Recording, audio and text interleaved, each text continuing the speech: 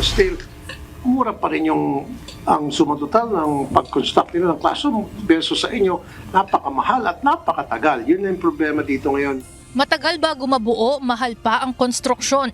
Ito ang nakita ng Senado batay sa mga nakalap na report tungkol sa school buildings na ipinapagawa ng Department of Public Works and Highways o DPWH para sa Department of Education o DepEd.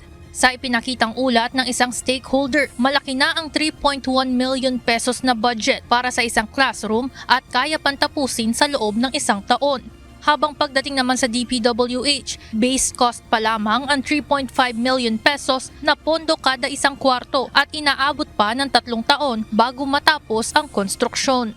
The use of materials, the kind of cement, the kind of wood, ano kayang ginto ang ginagamit ng DPWH na halos doble?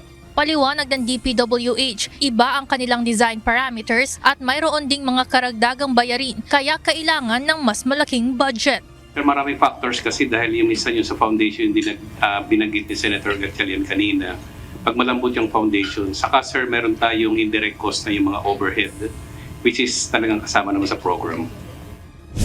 Ayon kay Senator Bam Aquino, chairperson ng Basic Education Committee, kailangang magkaroon ng pamantayan pagdating sa pagbibigay ng pondo sa school construction.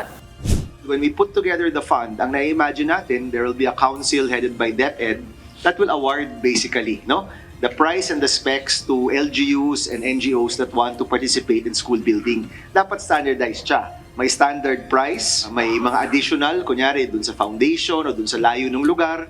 Sa pamamagitan ng pagbubuo ng Technical Working Group, mababalanse kung ano ang kailangang classroom base na rin sa geographical location ng isang eskwelahan.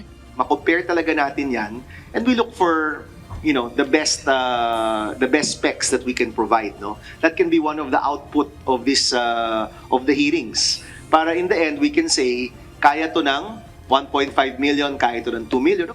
Tiniyak naman ni Senator Aquino na magtutulungan ang iba't ibang grupo mula sa gobyerno at private organizations upang matugunan ang classroom shortage sa bansa. Ivan Alvarez, UNTV News and Rescue. Diyos ang aming sandigan, serbisyo publiko ang aming pinahahalagahan.